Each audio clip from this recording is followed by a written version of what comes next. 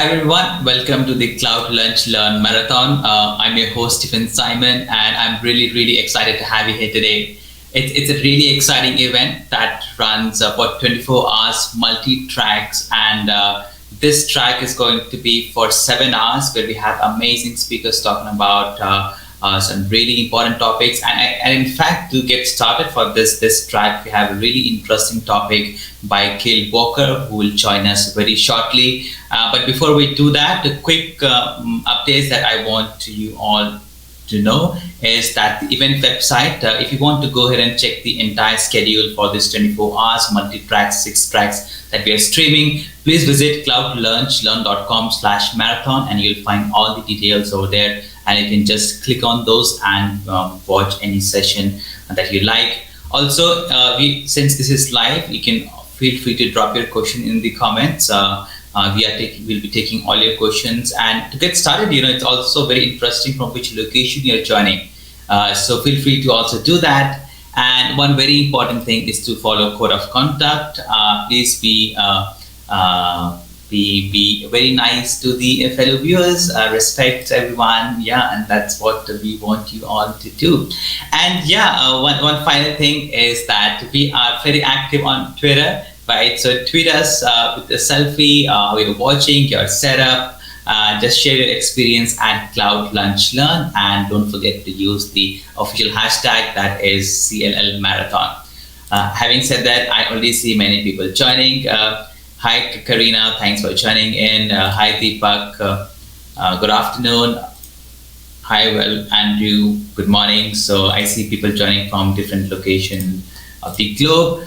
And one final thing before we go ahead and actually invite our first speaker of this track is I'm going to drop a super important link in the chat, and that is, okay, I think I need to do it again. Yeah.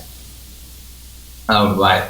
So this link that you see over here, you need to actually go ahead and register for this session. And why would you anyway like to do it? The reason we want you to go ahead and register is that we are giving away many swags and goodies throughout this event. So if you want to go ahead and grab those free stuff, definitely go ahead and visit this link. I'll be dropping this link after every session, and in the beginning of every session, this link not only gives you a chance to win some Microsoft certifications, swags, and goodies, but also you can go ahead and give feedback for the session, which is super important for the speaker.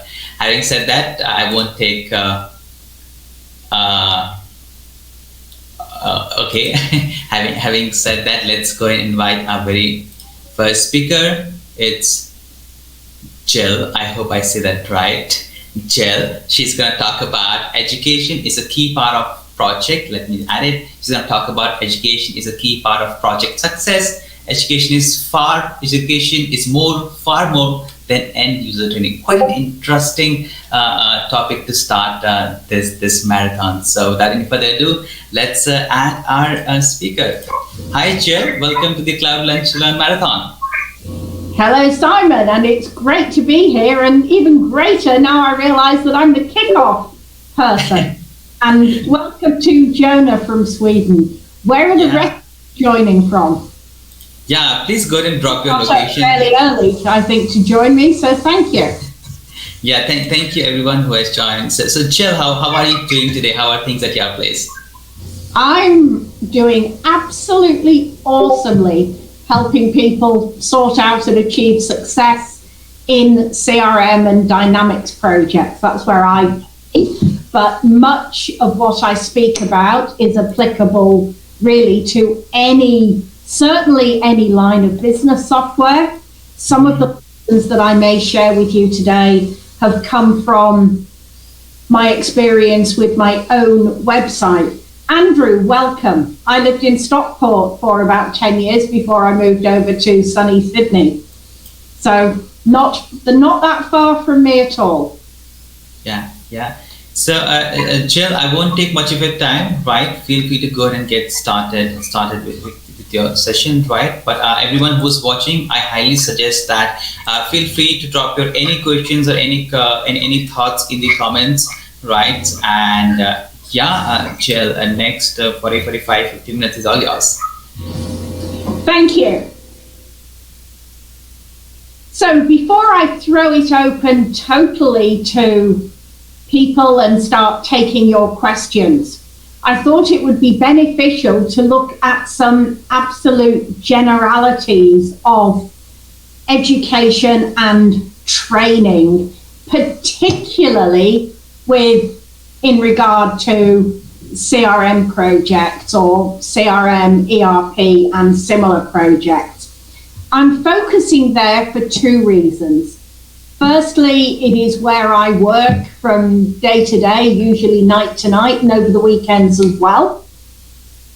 But also, embarrassingly, I have to admit, as a member of this profession, CRM projects, ERP projects generally, and I do want to emphasize that this is a very general statement, have about an 85% failure rate.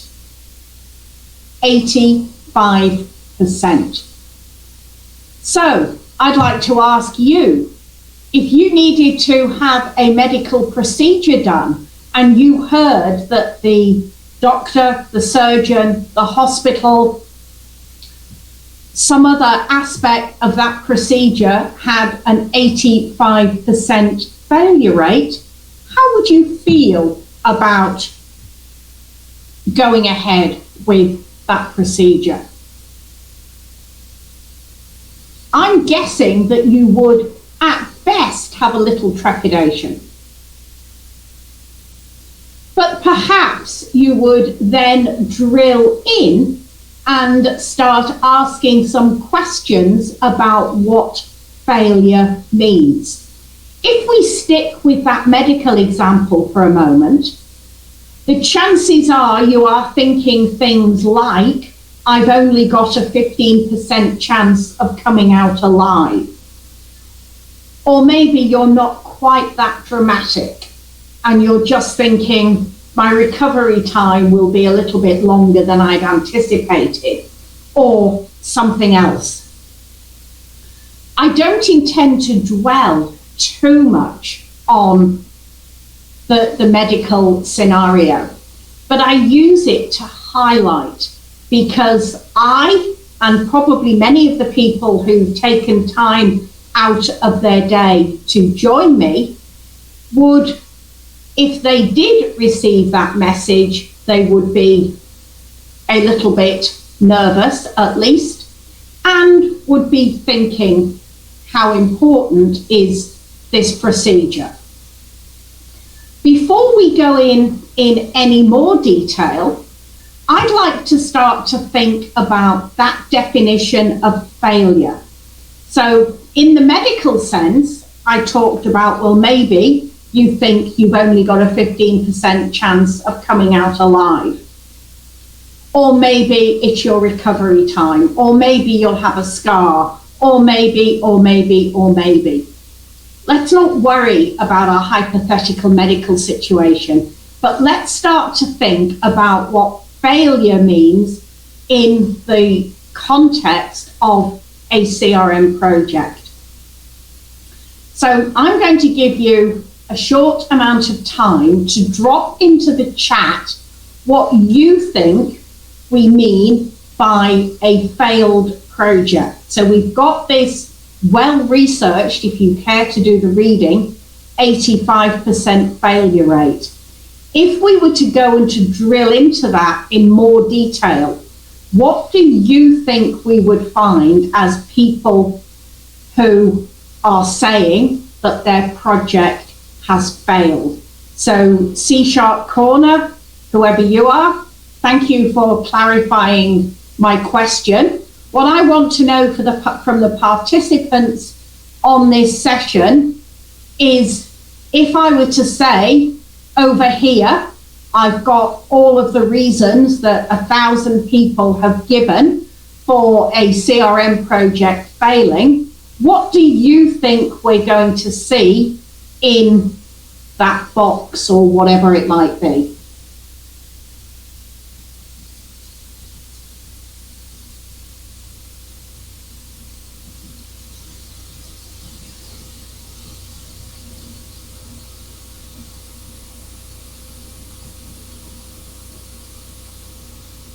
So has anyone got any ideas about why people might say that a project has failed? You're talking to a member of your client's staff, or maybe it's your boss if it's an internal project. What sort of answers would you get for why that project has failed?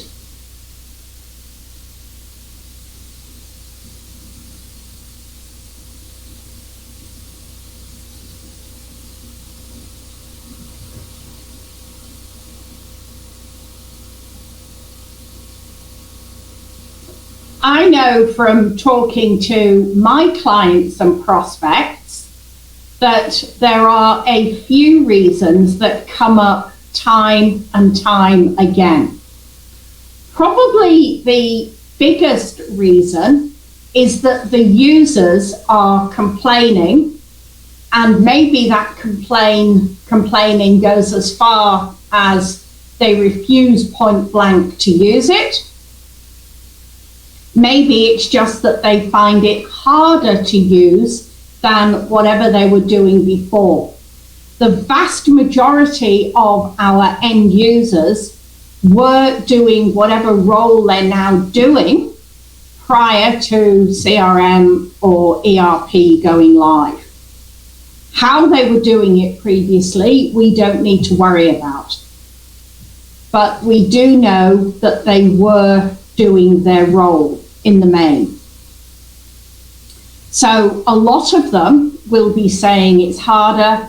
Some may even go as far as therefore refusing to use the solution that has been provided because their own way in their mind is easier, better, quicker, or in some way better.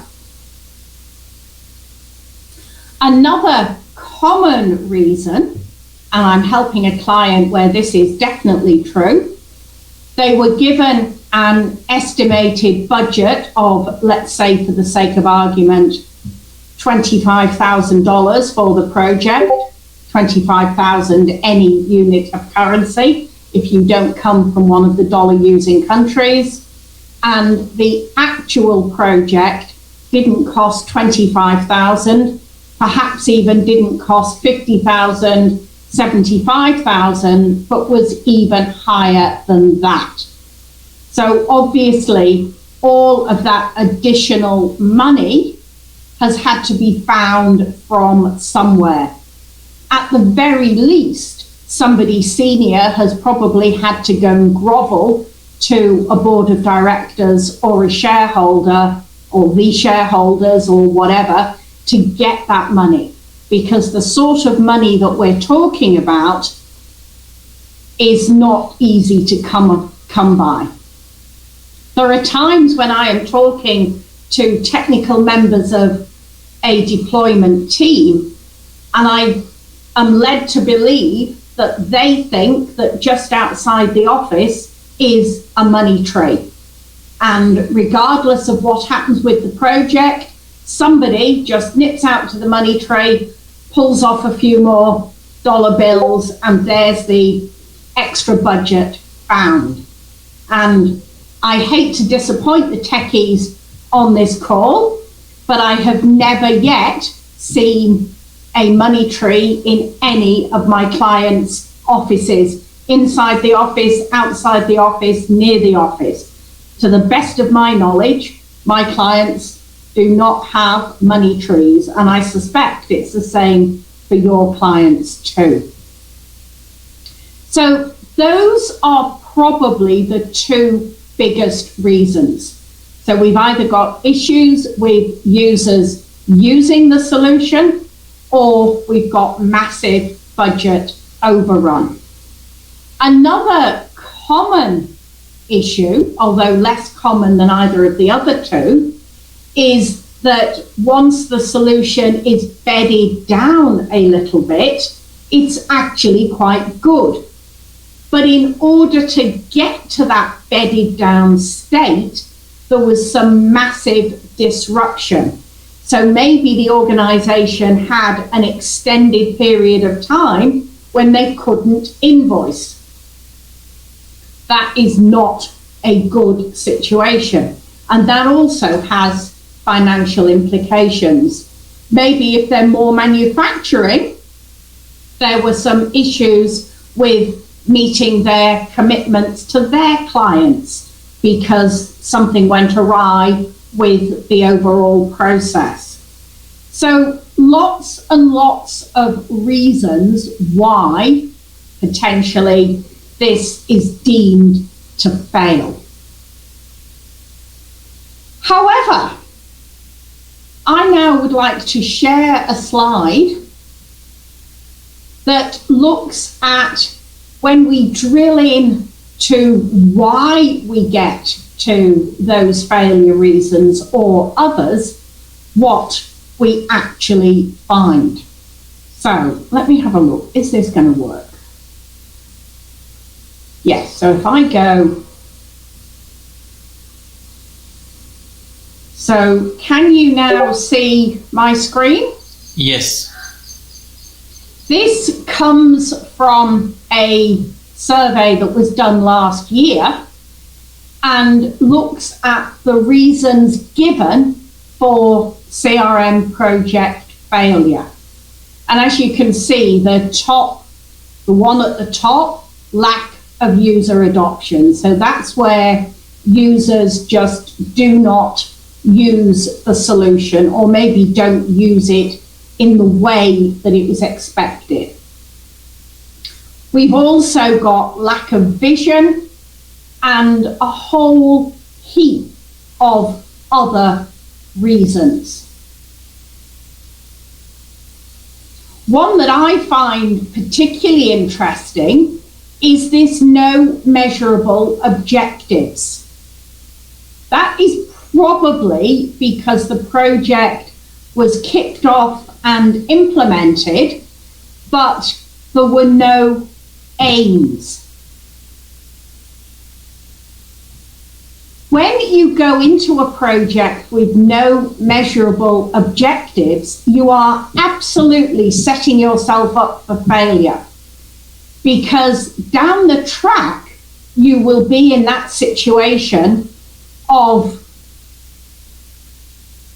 investing a large amount of money into this project. And then when you get to the point where you end the project, and in a no measurable objective scenario, that even in itself is interesting, because how do you end something that didn't have any criteria to begin with? And there are still some issues in the business. And those issues could be absolutely anything, but the CRM project or whatever can get blamed for it. And it's very difficult to not blame them because we didn't have any objectives up front. And so when someone says, but the toilets haven't been cleaned for a week, well, why can't we blame the CRM project for that? There was nothing in the objectives that outlined what it should do. So a user thinking that once we finish this project, the toilets will get cleaned a lot more frequently is not something that it's that easy to highlight as being unreasonable, because we didn't have the reasons up front. Now, the reason I flag this is because all of these 25 reasons actually drill into a lack of understanding. So if we go through and analyze those 25 reasons, we get this chart where 44% or 11 of them are fairly obviously a lack of understanding somewhere. 20% or a further 5 come down to the people involved in the project. Another 5 reasons are the project objectives. 2 reasons in that list relate directly to data, and 2 are a lack of customer focus. But all of those are actually a lack of understanding.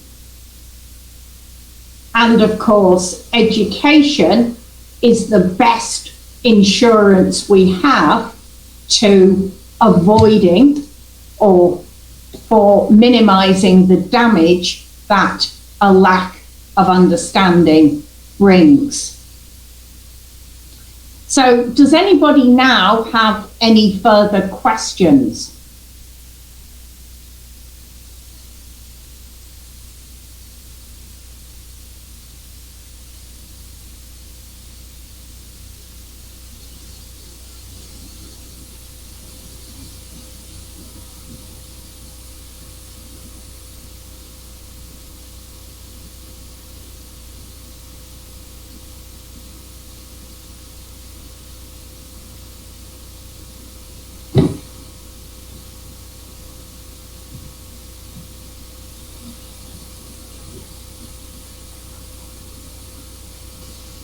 Okay.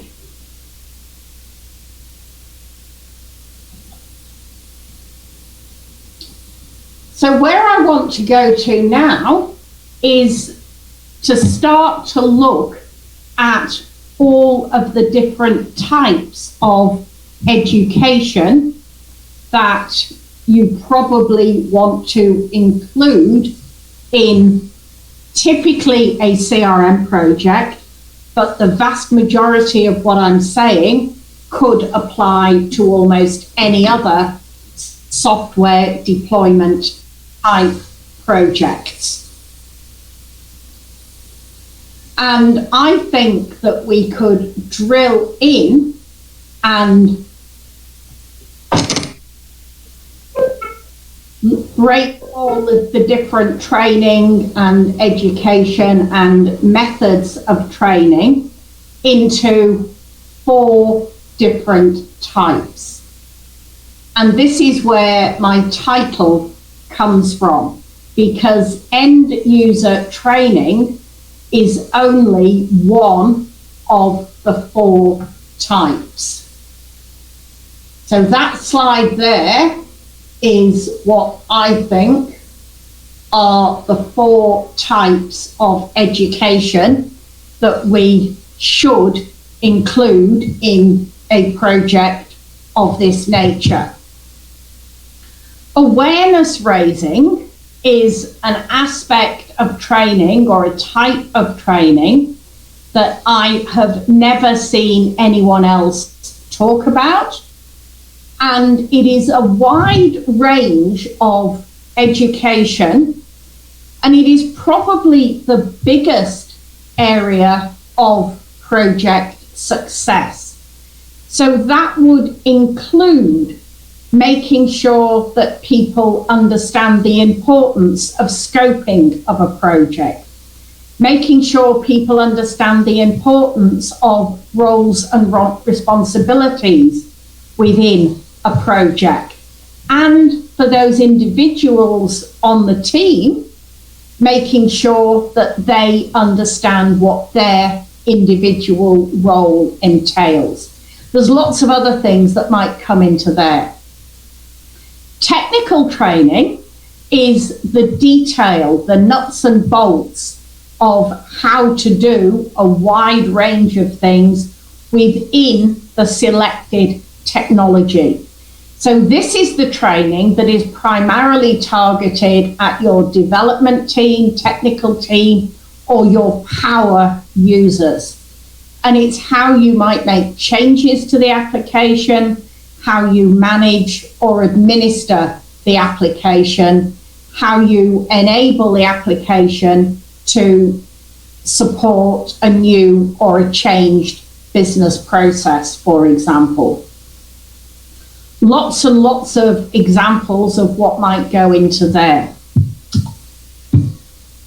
Another topic that is frequently omitted is tester training. And tester training is training the testers so they know what they are testing and how they should do the testing.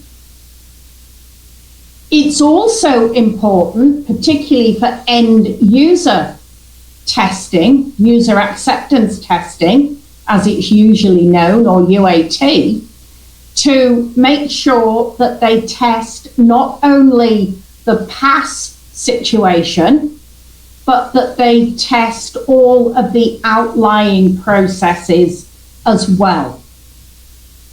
The example that I like to give for that is, imagine you were training somebody to take a credit card payment. If all you showed them was how to use the credit card machine, how they logged onto the machine, how they swiped the card, how they entered the amount, and so on, you've probably trained them to deal with 90% of the people going through and wanting to buy by credit card. But that final 10% will have a wide range of variance in it. So that 10% will include insufficient credit available on the card, damaged card, stolen card, card reported being used for fraud, and a whole heap of others. Those need to be dealt with in very different ways. And now is not the time for discussing how we should deal with those situations. What is important, and what I would like you to think about, is how or what would happen if we didn't go and train those people in all of those exception scenarios.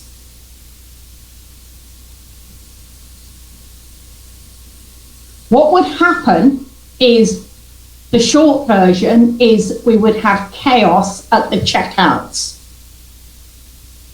So that should highlight the importance of teaching not just what's going to happen most of the time, i.e. how you accept a perfectly good credit card, but the importance of teaching the rare but not zero probability other outcomes.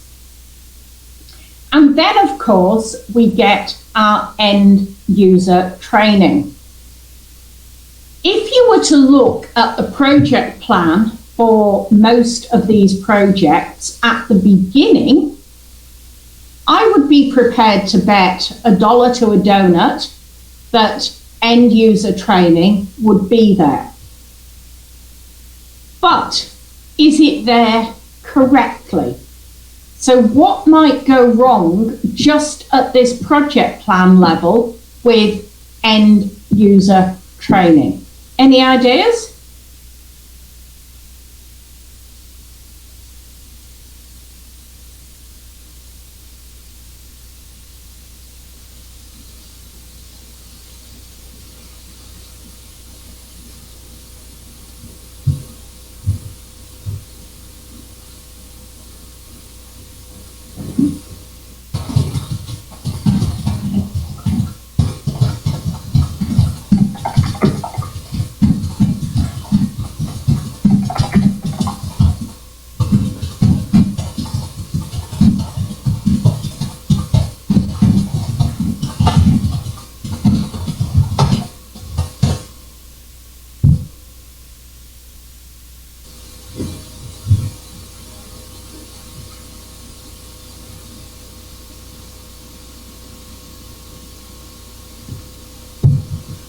Anyone, any ideas?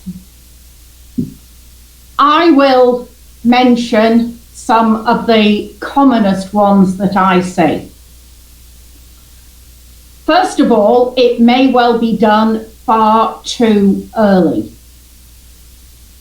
So let's say, for the sake of argument, that we've got a go live date of the 1st of September.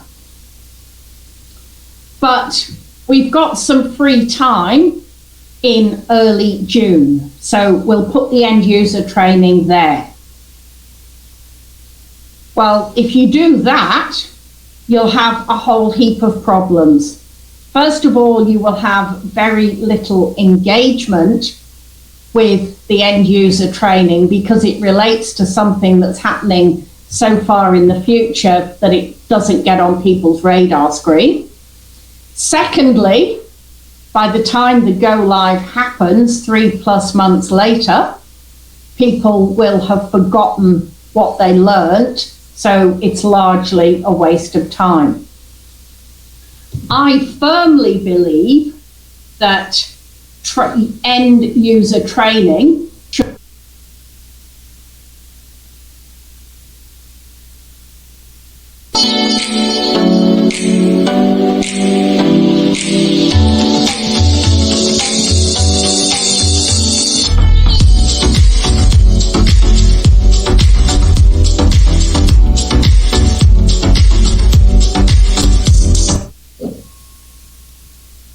I'm not quite sure what happened then. Am I back? Yes, Jill, you're back. Okay, thank you. What was the last thing that I was heard to say? You're giving me a tough time. Okay, so things might go wrong.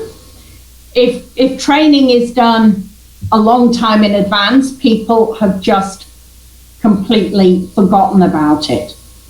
Other things that might go wrong as far as the project plan is concerned is how long is dedicated to the training on a per user basis. A long time ago, I was working on a project for a global software company, and one particular division of that company were told that the course that we were offering was a 1-day course, and we needed groups of about 10 end users per session. This particular division decided, nope, we can't afford a day for each person, so they scheduled it as a half day. And then, out of the generosity of their heart, they said, well, since a half day or 3.5, 4 hours is a bit tight, tell you what, you can do 2 half days per day, and we'll make each session 5.5 hours long. So from the trainer perspective, we were asked to start at, I think the first session was supposed to start at 7 in the morning and run for 5 hours, and then we got half an hour off for lunch, and then the other session ran until 5:30. So there was problem one, that it was a very long day. A bigger problem when we look at the overall project is that a fairly large number of the attendees on that training, although they were told that their training began at 7 in the morning or continued until 5:36 at night, they argued that their working day was 9 to 4:30 or whatever their normal hours were. And so they came in 2 hours late or left an hour before the end of the training, because the schedule that had been decided by, I suppose, management didn't suit them. So we've got a similar problem that the majority of staff members hadn't done all of the training. Another problem is allowing enough time for the training. And that's understanding how different people learn.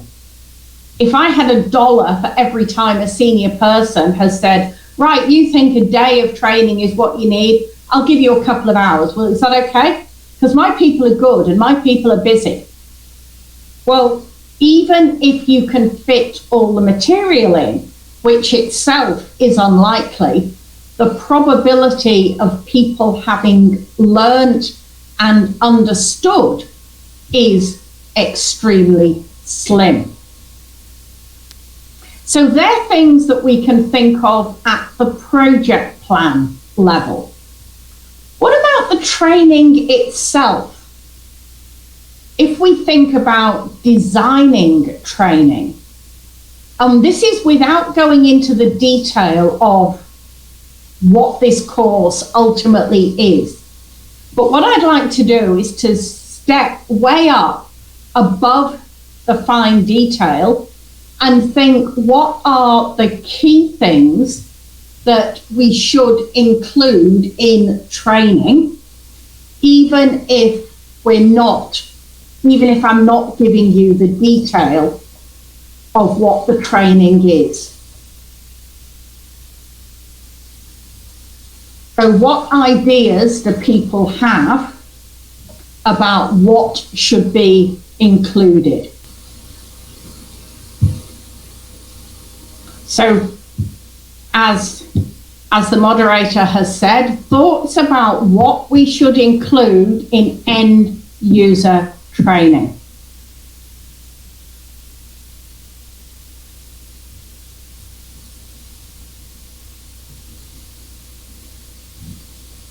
I'm going to share my screen again. And I argue that there are always 4 things that should be included. And I will show you what those 4 things are.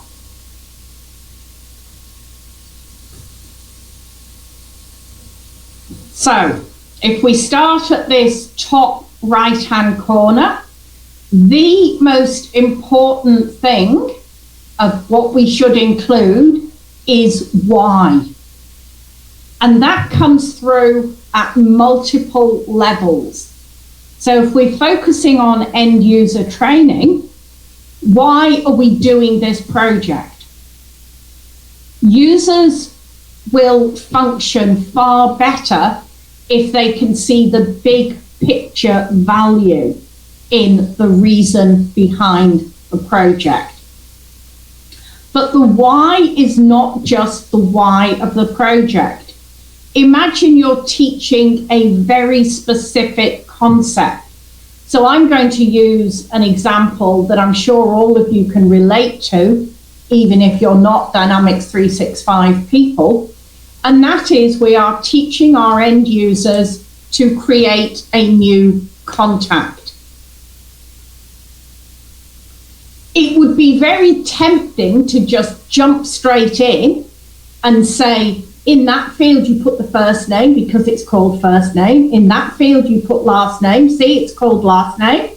This field you put the company name. This field you put the job title, and so on and so forth. Most users could figure that out for themselves. But what we should explain to them, why do we create a new contact within the particular business model that user will be working under? Then we'll go through the what, so the key concepts of creating a new contact. Only once we've bedded those 2 down do we move on to the how to create a new contact. The click here, type this, type that, so on and so forth. And then finally, we should look at this what if, and it's also sometimes known as what else. This model is called the format learning model, and it comes from an American lady called Bernice McCarthy, one of my heroes. And one of the things that Bernice argues or discusses is, if you cover off all of those points within each concept that you're teaching, your users will have a much, much better ability to take the method, whatever it is that we're teaching on board, and also to understand a lot of the what could go wrong. So if we stick with that very simple example of creating a new contact, one of the things that may very easily happen is we create a duplicate. How should we deal with that? How do we know that a record that the system is telling us is a duplicate really is a duplicate? After all, there is significantly more than one John Smith in the world. So if you've just entered the contact, first name John, last name Smith, it shouldn't be too surprising when the system tells you that there already is a John Smith in the system. So what should a user do to confirm whether that John Smith is the same as the John Smith that they're not creating? Now, right at this point, I don't expect to get a specific answer for that. But I hope I have sparked some thoughts around how we should go about developing end user training, and of course, in the interests of eating my own dog food, why we should include these 4 aspects of the skills that we're teaching. So again, I'm going to throw it over to people on the call and see what questions you've got, whether it's about the format learning model or anything else that I've spoken about, or anything else to do with training, education in this sort of situation.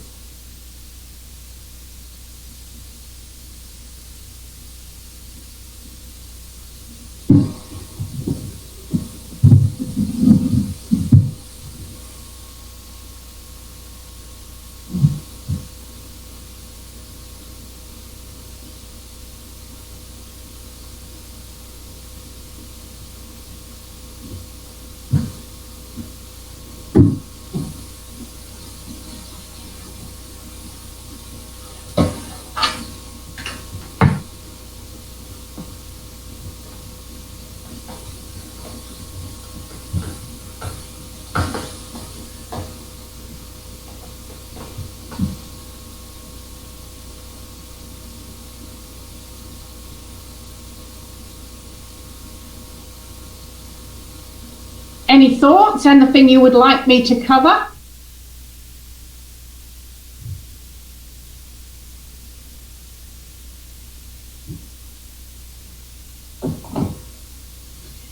So I think the key point to take out of this segment is for every single skill that you're teaching in really any training, not just end user training, but definitely including end user training, needs to include all of these pieces. So what I'd like to touch on for the final few minutes that I'm with you is how do we do all of this? So let's keep our focus on that same idea of using end user training and creating a new contact. The how segment is reasonably straightforward. That is where you want to give detailed instructions.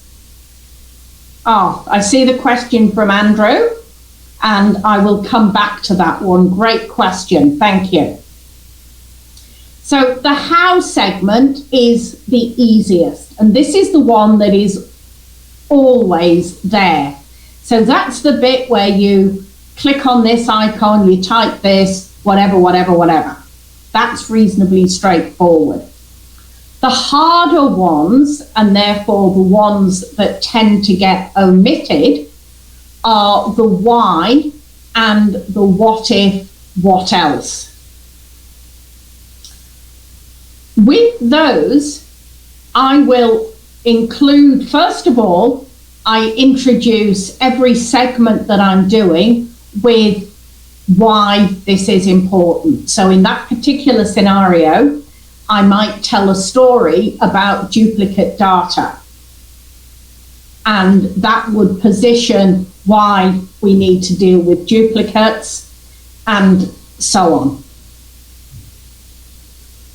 The what if is a lot harder. So sometimes you can include what if in the practical component. So I might, in this particular example, get people to create 2 identical contacts and then get them to think about some of the ramifications of that and then step them through how they resolve it. But the why and the what if will take usually far longer to develop in meaningful ways than the how or the what. So we typically wouldn't develop them in the order that the format model includes them, but we would train them in the order of starting with why, then what, then how, and finally what if. Andrew, you were asking about tips for people moving into a leadership or a project manager role. I suppose the short answer to that is yes, I've got a lot of tips. Where do I start is possibly the challenging bit. So I would certainly highlight what I was talking earlier about planning of the training, about the 4 different types of training, so that there is a lot more education that we need in our project than just end user training.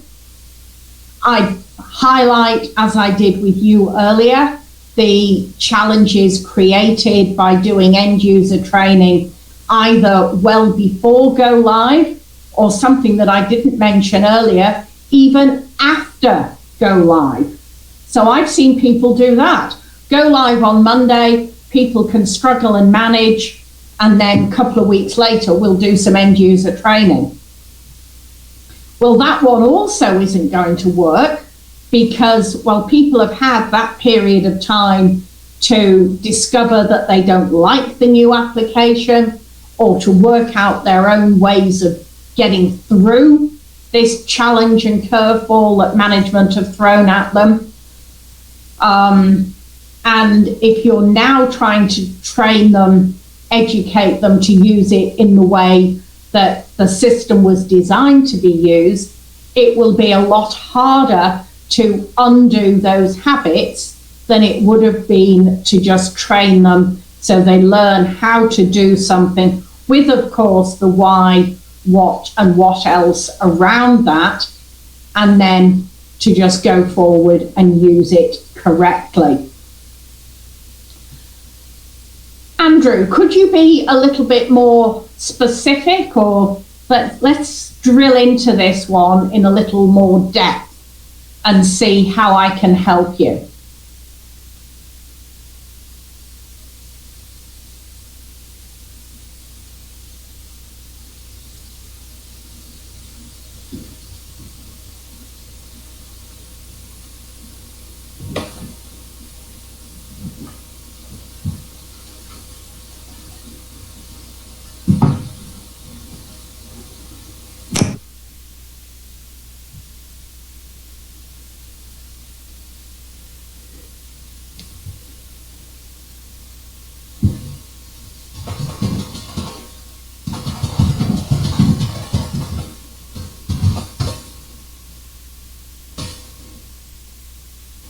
Are you still there, Andrew?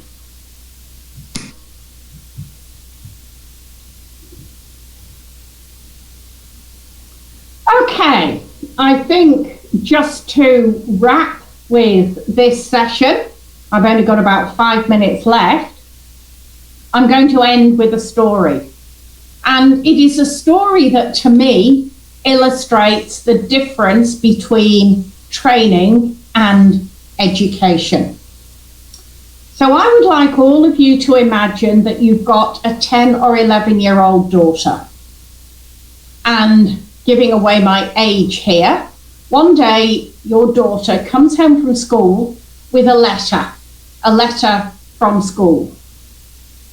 And in that letter, the school is saying how in the following few weeks, they're going to run a sex education program.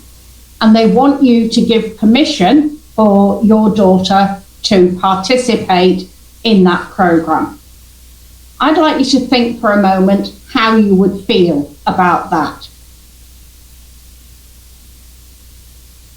My guess is that you would be perfectly happy and you'd have overall positive thoughts about the school and the fact that they are A, including that in the curriculum, and B, asking parents' permission first. I'd now like you to rerun that scenario through your head and replace one word. Replace the word education in that letter with training. And now tell me how you feel.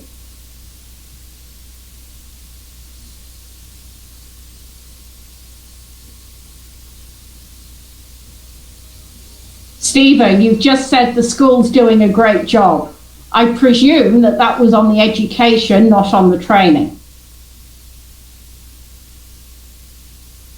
So what are your thoughts when you reread that letter and substitute the word training for education? And the reason I like that story so much is it's, as Stephen has said, training is practical. So most people are not going to be happy about their 10 or 11-year-old daughter or sister or whatever getting sex training from school. So education is big picture. Training is when we drill into the detail. But even that detail needs to keep itself reasonably big. It needs to include a lot of different forms of information. For sure, it needs to have step-by-step, click here, your screen will look like that, and so on. What it should also have is questions. And questions are the best way to focus on the why. So continuing with that very simple example, why do we now have two contacts called John Smith in the system?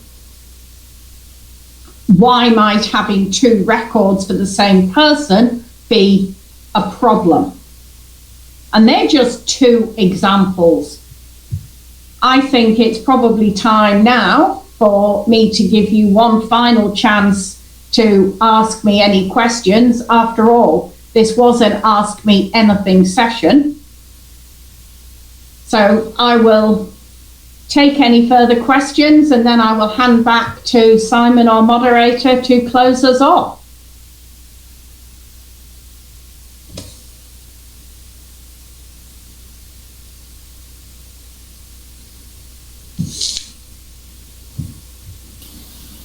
All right, Jill, I think we do have one question that you would definitely like to take. That's from Stephen Akan. Says, how long it took you to prep this session?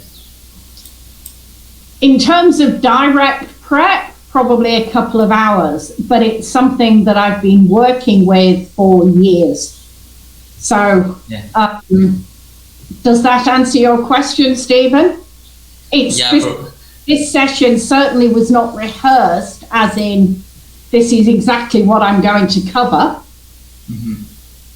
But have a lot of resources. So the majority of the slides that I've used, I've taken from other presentations or presentations that I've done at conferences and similar. But why are you asking, or where are you drilling into? What would you like to learn from that comment? So I actually that's me, right? That's me asking the questions that. Okay. Yeah. So the reason I saw it in last 45 minutes, there's a lot of content that we covered, right? Usually coming from a technical background, people have many different resources to go online, just grab the content from there, create some demos, and just come up with presentation. But your session looked like there was a lot of experienced dropped in there. So I was kind of very interested to know, because these are not something that you go and find something on Google, right?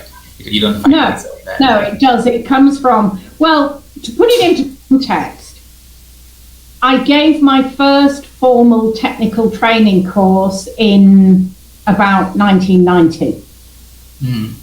So, and I've one or two since then, across wide range of topics and so on and so forth.